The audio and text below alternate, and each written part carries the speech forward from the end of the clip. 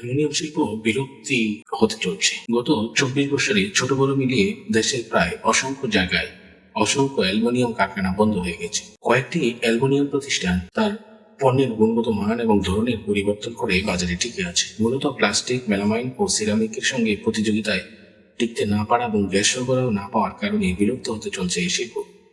British আমলে বগুড়া শহর থেকে প্রায় 15 কিলোমিটার দূরে দুপচাঁচিয়া উপজেলার তালোয়ার প্রথম অ্যালুমিনিয়াম কারখানা প্রতিষ্ঠা করেন হীরালাল আগরওয়ালা।